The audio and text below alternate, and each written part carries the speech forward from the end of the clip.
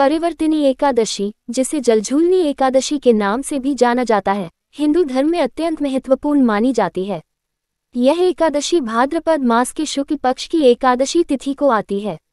इस दिन भगवान विष्णु अपने शयनावस्था में करवट बदलते हैं, इसलिए इसे परिवर्तिनी एकादशी कहा जाता है। ऐसा माना जाता है कि इस दिन व्रत रखने से भक्तों को मोक्ष की प्राप्ति होती है और उनके पापों का नाश होता है। महत्व के प्रमुख बिंदु। 1. भगवान विष्णु की पूजा। इस दिन भगवान विष्णु की पूजा विशेष रूप से की जाती है। विष्णु जी के शयनकाल में ये पहला अवसर होता है जब वह करवट बदलते हैं और इसे शुभ माना जाता है। 2. पुनर्जन्म और मोक्ष। ऐसा माना जाता है कि जो व्यक्ति इस दिन व्रत रखता है उसे पिछले जन्मों के पापों से मुक्ति मिलती है और मोक्ष की प्राप्ति होती है। 3. पापों का नाश। इस दिन व्रत रखने से सभी प्रकार के पापों का नाश होता है और व्यक्ति को विष्णु लोक की प्राप्ति होती है। 4. धार्मिक कथा। पुराणों में उल्लेख है कि इस व्रत का पालन राजा बलि ने किया था, जिसके कारण उन्हें भगवान विष्णु का आशीर्वाद प्राप्त हुआ और उनका राज्य सुरक्षित रहा। 5. कल्याण और समृद्धि। जो व्यक्ति इस दिन उपवास करता है और भगवान विष्णु की आराधना करता है, उसे जीवन में सुख, शांति और समृद्धि की प्राप्ति होती है। परिवर्तिनी एकादशी का व्रत उपासना, ध्यान और साधना के माध्यम से आत्मशुद्धि और आध्यात्मिक उन्नति के लिए अत्यंत फलदायी माना गया है। परिवर्तनी एकादशी की व्रत कथा। भाद्रपद शुक्ल एकादशी की पौराणिक कथा। युधिष्ठिर कहने लगे कि हे भगवान, भाद्रपद शुक्ल एकादशी का क्या नाम है? इसकी विधि तथा इसका महात्म्य कृपा करके कहिए। तब भगवान श्री कृष्ण कहने लगे कि इस पुण्य, स्वर्ग और मोक्ष को देने वाली तथा सब पापों का नाश करने वाली उत्तम वामन एकादशी का महात्म्य मैं तुमसे कहता हूँ, तुम ध्यानपूर्वक सुनो। ये पद्मा परिवर्तिनी एकादशी जयंती एकादशी भी कहलाती है। इसका यज्ञ करने से वाजपेय यज्ञ का फल मिलता है। पापियों के पाप नाश करने के लिए इससे बढ़कर कोई उपाय नहीं।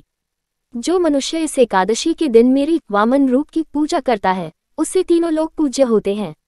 अतः मोक्ष की इच्छा करने वाले मनुष्य इस व्रत को अवश्य करें। जो कमल नयन भगवान का कमल से पूजन करते हैं, वे अवश्य भगवान के समीप जाते हैं। जिसने भाद्रपद शुक्ल एकादशी को व्रत और पूजन किया, उसने ब्रह्मा, विष्णु सहित तीनों लोकों का पूजन किया। अतः हरिवासर अर्थात एकादशी का व्रत अवश्य करना चाहिए। इस दिन भगवान करवट लेते हैं, इसलिए इसको परिवर्तिनी एकादशी भी कहते हैं। भगवान के वचन सुनकर युधिष्ठिर बोले कि भगवान, मुझे अतिसंदेह हो रहा है कि आप किस प्रकार सोते और करवट लेते हैं तथा किस तरह राजा बलि को बांधा और वामन रूप रखकर क्या क्या लीलाएं की। चातुर्मास के व्रत की क्या विधि है तथा आपके शयन करने पर मनुष्य का क्या कर्तव्य है, सो आप मुझसे विस्तार से बताए। श्री कृष्ण कहने लगे कि हे राजन, अब आप सब पापों को नष्ट करने वाली कथा का श्रवण करें। त्रेतायुग में बलि नामक एक दैत्य था। वह मेरा परम भक्त था। विविध प्रकार के वेद सूक्तों से मेरा पूजन किया करता था और नित्य ही ब्राह्मणों का पूजन तथा यज्ञ के आयोजन करता था, लेकिन इंद्र से द्वेष के कारण उसने इंद्रलोक तथा सभी देवताओं को जीत लिया। इस कारण सभी देवता एकत्र होकर सोच विचार कर भगवान के पास गए। बृहस्पति सहित इंद्रादिक देवता प्रभु के निकट जाकर और नतमस्तक होकर वेद मंत्रों द्वारा भगवान का पूजन और स्तुति करने लगे। अतः मैंने वामन रूप धारण करके 5वां अवतार लिया और फिर अत्यंत तेजस्वी रूप से राजा बलि को जीत लिया। इतनी वार्ता सुनकर राजा युधिष्ठिर बोले कि हे जनार्दन, आपने वामन रूप धारण करके उस महाबली दैत्य को किस प्रकार जीता? श्री कृष्ण कहने लगे, मैंने वामन रूपधारी ब्रह्मचारी बलि से 3 पग भूमि की याचना करते हुए कहा, ये मुझको 3 लोक के समान है और हे राजन, ये तुमको अवश्य ही देनी होगी। राजा बलि ने इसे तुच्छ याचना समझकर 3 पग भूमि का संकल्प मुझको दे दिया और मैंने अपने त्रिविक्रम रूप को बढ़ाकर यहाँ तक कि भूलोक में पद, भूवरलोक में जंघा, स्वर्गलोक में कमर, महलोक में पेट, जनलोक में हृदय, यमलोक में कंठ की स्थापना कर सत्यलोक में मुख, उसके ऊपर मस्तक स्थापित किया। सूर्य, चंद्रमा आदि सब ग्रहगण, योग, नक्षत्र, इंद्रादिक देवता और शेष आदि सब नागगणों ने विविध प्रकार से वेद सूक्तों से प्रार्थना की। तब मैंने राजा बलि का हाथ पकड़कर कहा कि हे राजन, एक पद से पृथ्वी, दूसरे से स्वर्गलोक पूर्ण हो गए, अब तीसरा पग कहाँ रखूं? तब बलि ने अपना सिर झुका लिया और मैंने अपना पैर उसके मस्तक पर रख दिया, जिससे मेरा वह भक्त पाताल को चला गया।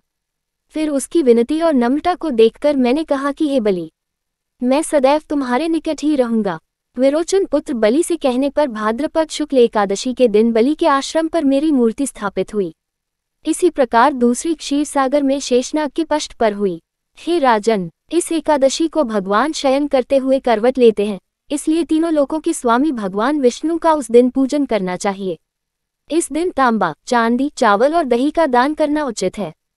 रात्रि को जागरण अवश्य करना चाहिए। जो विधिपूर्वक इस एकादशी का व्रत करते हैं वे सब पापों से मुक्त होकर स्वर्ग में जाकर चंद्रमा के समान प्रकाशित होते हैं और यश पाते हैं। जो पापनाशक इस कथा को पढ़ते या सुनते हैं उनको 1000 अश्वमेध यज्ञ का फल प्राप्त होता है।